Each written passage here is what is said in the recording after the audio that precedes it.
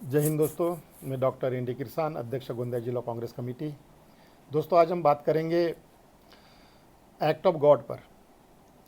अभी जीएसटी की बैठक हुई दिल्ली में। वहाँ हमारे देश की वित्त मंत्री निर्मला सीतारमण जी ने कहा कि ये जो अर्थव्यवस्था सिकुड़ रही है, अर्थव्यवस्था चरमरा रही है, यह एक्ट ऑफ गॉड है। उन्होंने कहा कि we are facing a extraordinary situation, we are facing a act of God. So इसके वजह से अर्थव्यवस्था सिकुड़ रही है। तो जो जीएसटी का पैसा केंद्र के पास में जमा होता है, उसमें से कुछ हिस्सा राज्यों का होता है, वो राज्यों को वापस करना पड़ता है। लेकिन पिछले 2-3 महीने से केंद्र ने वो राज्यों को वापस किया नहीं। तो इसलिए राज्यों की तरफ से मांग उठी कि वो हमारा जीएसटी का पैसा केंद्र सरकार दे। लेकिन निर्मला सीतारमण जी ने कहा कि केंद्र सरकार इस खराब अर्थव्यवस्था की वजह से वो जीएसटी का राज्यों का हिस्सा अभी दे नहीं पाएगी, इसलिए राज्यों ने रिजर्व बैंक ऑफ इंडिया से कर्ज ले लेना चाहिए और शेष में से वो कर्ज चुकाना चाहिए। लेकिन राज्यों का ये कहना है कि वह क्यों लोन ले।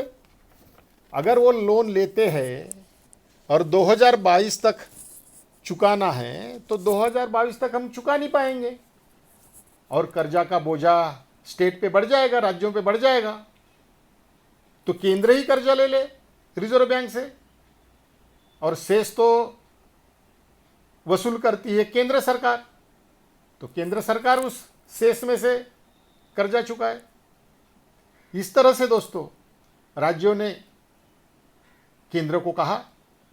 लेकिन इसमें जो सोचने वाली बात है, निर्मला सीतारमण जी ने जो कहा कि यह भी एक्ट ऑफ गॉड है, तो ये एक्ट ऑफ गॉड के वक्तव्य के ऊपर किसी समय प्रधानमंत्री नरेंद्र जी मोदी इन्होंने क्या कहा था, सुनिए। उन्होंने कहा था, क्या कहते हैं लोग कि यह एक्ट ऑफ गॉड है। दीदी, यह एक्ट ऑफ गॉड नहीं, यह एक्ट ऑफ फ्रॉड है। सुना आपने सीतारमण जी? प्रधानमंत्री क्या कहते हैं? दीदी, यह एक्ट ऑफ गॉड नहीं, यह एक्ट ऑफ फ्रॉड है। तो सुन लीजिए। तो आप अभी सोचिए निर्मला सीतारमण जी कि आप जो कह रही है वो एक्ट ऑफ गॉड है या एक्ट ऑफ फ्रॉड है। तो क्या रात को 8 बजे टेलीविजन पर आकर घोषित करना कि रात 12 बजे से लॉकडाउन शुरू हो जाएगा, कोई अपने घर से बाहर नहीं निकलेगा, जो जहां है वहीं रहेगा, सभी उद्योग बंद हो जाएंगे, सभी व्यापार बंद हो जाएंगे और सब अपने घर में रहेंगे। ये जब ऐलान किया गया और जिसके वजह से लोगों को त्रासदी का सामना करना पड़ा, सभी उद्योग धंधे बंद हो गए, व्यापार बंद हो गए, होटलें बंद हो गई, काम बंद हो गए, सब अपने अपने घर में बैठ गए और करोड़ों की संख्या में मजदूर बेरोजगार हो गए अचानक। और जो प्रवासी मजदूर है अपने गांव पैदल, कोई साधन नहीं होने के वजह से त्रासदी का सामना करते हुए अपने गांव जाने के लिए मजबूर हो गए। तो क्या ये भी एक्ट ऑफ गॉड था? और जिसकी वजह से अर्थव्यवस्था पूरी तरह चरमरा गई। तो निर्मला सीतारमण जी, क्या आप कहना चाहती कि ये भी एक्ट ऑफ गॉड था? जब इसी तरह 2016 में रात 8 बजे अचानक टेलीविजन पर आकर 500 और 1000 के नोट बंद करने का ऐलान किया गया, इस ऐलान से काफी लोगों को लाइन में खड़ा किया गया, करीब करीब 200 से ज़्यादा लोग इस लाइन में खड़े खड़े मर गए और 4,000 रुपया बदली करने के लिए लंबी लंबी लाइनें लगी। और जिनके पास में ब्लैक मनी था, करोड़ों रुपया था, अब्जों रुपया था, उन्होंने रात भर में अपना पैसा बदल दिया, पुराने के बदले नए नोट ले लिए। तो इस तरह से नोटबंदी की वजह से जो अर्थव्यवस्था चरमरा गई। सरकार ने जो दावा किया था कि हर साल 2 करोड़ की नौकरियां देंगी या 2 करोड़ रोजगार उपलब्ध कराएंगे, लेकिन नोटबंदी के वजह से रोजगार तो मिला नहीं, लेकिन 2 करोड़ नौकरियां लोगों की गई। तो क्या ये भी एक्ट ऑफ गॉड था? आपने बताना चाहिए। नोटबंदी के ठीक 6 महीने बाद गलत तरीके से जीएसटी लगाया गया। गलत तरीके से जीएसटी लगाने से काफ़ी उद्योगों पर, काफ़ी धंधों पर उसका विपरीत परिणाम हुआ। इसके वजह से जो सरकार का टारगेट जीएसटी कलेक्शन का था वो पूरा हुआ नहीं। व्यवसाय, व्यापार, इंडस्ट्रीज सब तकलीफ में आ गए।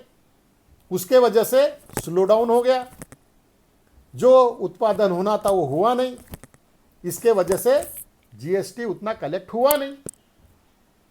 तो जीएसटी गलत तरीके लगाने से फिर इकोनॉमी डाउन हो गई, अर्थव्यवस्था चरमरा गई। तो क्या ये भी एक्ट ऑफ गॉड था? निर्मला सीतारमण जी ने बताना चाहिए क्या ये भी एक्ट ऑफ गॉड था? अगर हम देखें कि नेशनल स्टैटिस्टिक्स ऑफिस का जो डाटा है, वो डाटा कहता है कि आज देश की अर्थव्यवस्था इतनी चरमरा गई है कि जीडीपी आज माइनस पे चला गया। जीडीपी -23.9% हो गया, माइनस। और दूसरे क्षेत्र में देखा जाए तो इंडस्ट्रीज में -38.1% हो गया, सर्विस सेक्टर में -20.6% हो गया, मैन्युफैक्चरिंग सेक्टर में -39.3% हो गया, ट्रेड एंड होटल्स में 47% माइनस हो गया, और पावर और गैस में 7% माइनस हो गया, माइनिंग में -23.3% हो गया, एडमिनिस्ट्रेशन में -10.3% हो गया, कंस्ट्रक्शन में 50.3% हो गया, रियल इस्टेट में -5.3% हो गया। ये सब फिगर माइनस में है, पूरी माइनस में।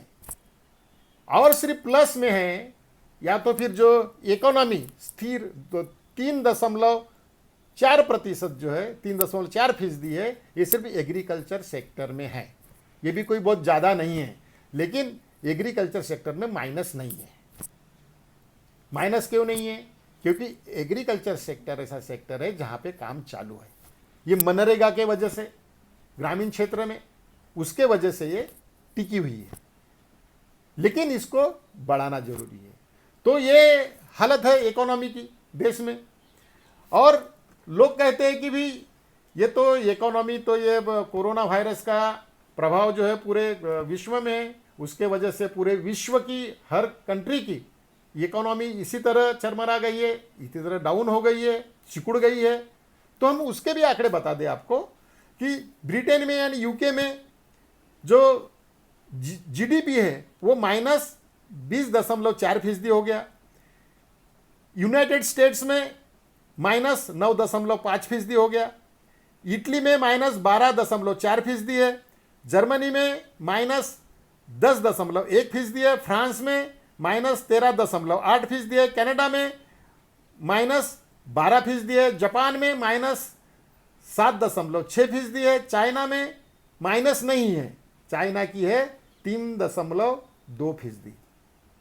तो इस तरह से और ये जो है, ये फिगर्स, ये जो हमारे देश की अर्थव्यवस्था या जीडीपी जो माइनस में चल रहा है, ये सिर्फ जो है ये फॉर्मल इकोनॉमी का है, ऑर्गेनाइज सेक्टर का है। ऑर्गेनाइज सेक्टर जिसको हम फॉर्मल इकोनॉमी कहते हैं, ये सिर्फ 6% है, 6%।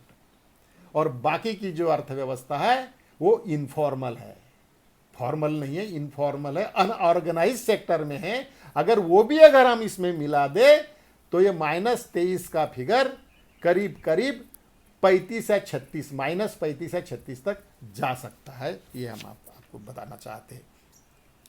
देश के इतिहास में ये पहली बार है जब इतने निचले स्तर पर हमारी ये अर्थव्यवस्था गई है और जीडीपी इतना माइनस हुआ है। अर्थव्यवस्था कोरोना संकट के वजह से, कोरोना वायरस के संकट के वजह से चरमरा गई, या कोरोना वायरस के संकट से निचले स्तर पर चलेगी, ऐसा कहा जाता है। लेकिन मैं आपको बता देना चाहता हूं दोस्तों, और आप भी सुनिए निर्मला सीतारमण जी, कि आप आंकड़े उठाकर देख लीजिए। 2014-15 में जीडीपी थी 8%, और वो घटकर मार्च 2020 तक हो गई 3.1%। तो 5% की जो गिरावट है, ये क्या कोरोना महामारी के वजह से हुई? तब तो कोरोना महामारी शुरुआत नहीं हुई थी, इस तरह की कोई आपदा भी नहीं थी। फिर जीडीपी लगातार गिर रही थी, तो क्या वह भी एक्ट ऑफ गॉड था? वो किस भगवान की करनी थी? आपने बताना चाहिए। 18 मार्च 2020 को अर्थ राज्य मंत्री अनुराग ठाकुर, जो गोली मारो सालों को जैसे सांप्रदायिकता भड़काने वाले बेतुके नारे लगाते हैं, वह कह रहे थे कि कोरोना का देश की अर्थव्यवस्था पर कोई फर्क नहीं पड़ेगा। क्या बेरोजगारी, महंगाई, भुखमरी ये जो बढ़ रही है, तो क्या ये भी एक्ट ऑफ गॉड है? लेकिन ये जो अभी अर्थव्यवस्था डुबकी लगा रही है, निचले स्तर पर गई है, माइनस में गई है, इसके बारे में गोदी मीडिया में किसी भी प्रकार की चर्चा नहीं है। गोदी मीडिया किसकी चर्चा करती है?